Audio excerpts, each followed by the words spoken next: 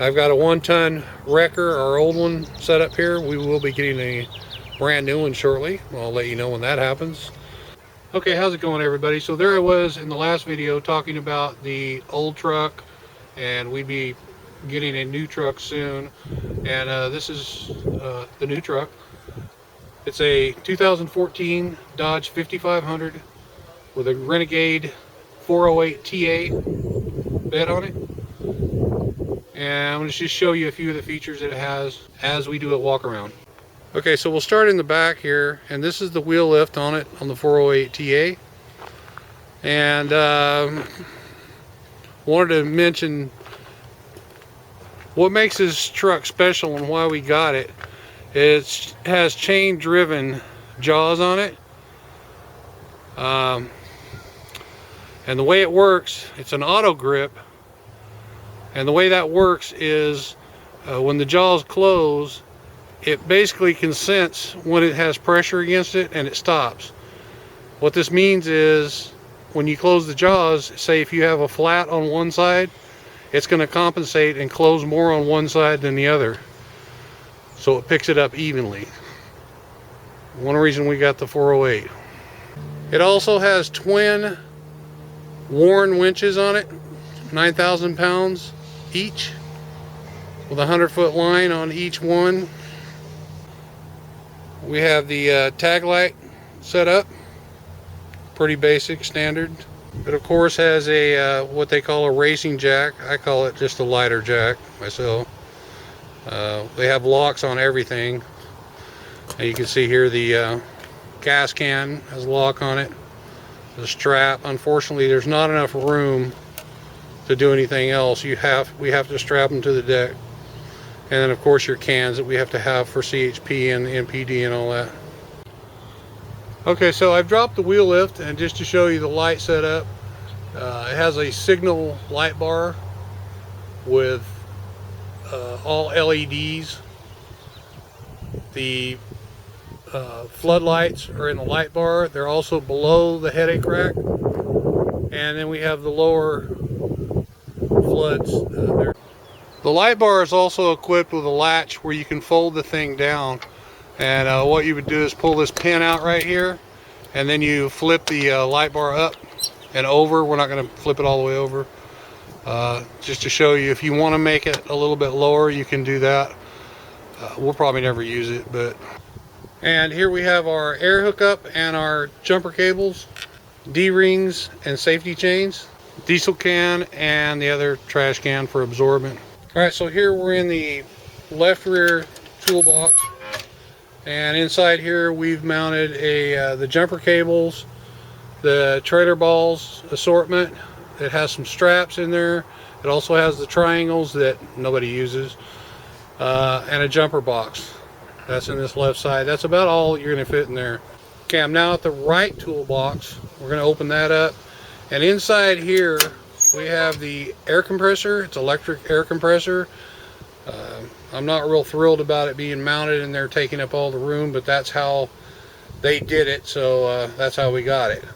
It also has an air hose. The air hose they supplied with the truck is so hard you can't wind it upright. That's why it looks like it does. Instead of putting something made in America that actually flexes, they put one of those in there. I also have a wheel lift strap on this side too. That's about all you can get in there. And now we'll move on to the tunnel box. At the tunnel box, what we have in here inside is, these are straps for the motorcycle carrier. We also have the motorcycle carrier that fits on the wheel lift, which I'll be showing you later how that works. The dolly bars, they're aluminum, and they're up in here in these slots. You pick up on them, slide them out and down, and that's how they come out. The broom, you can see part of that over here, and the 4x4s, two 4x4s mounted over there.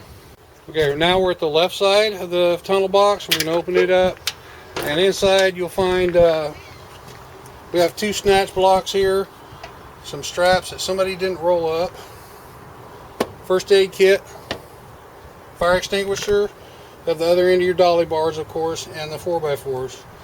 We also have the handle for the dollies. We have a sledgehammer, some kind of hammer here. Looks more like a splitting wedge to me. The other end of the broom handle, we have our lockout kit sitting here.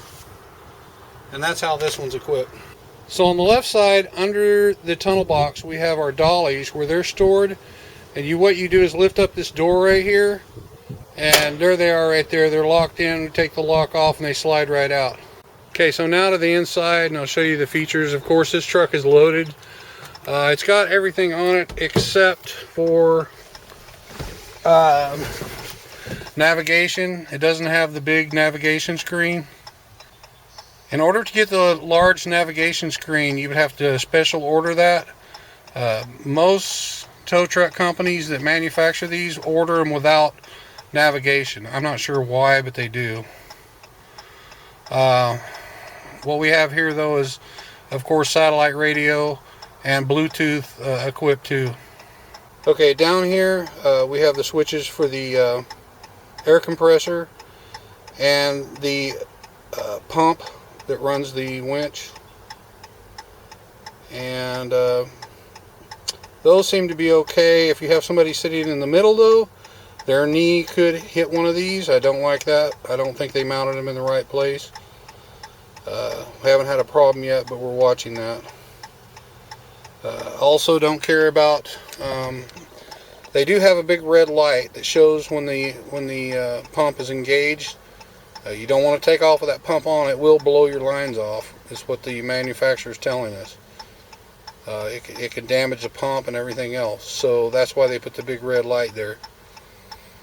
Beside that, of course, we have the beacon, the flasher, the top work and the bottom work lights.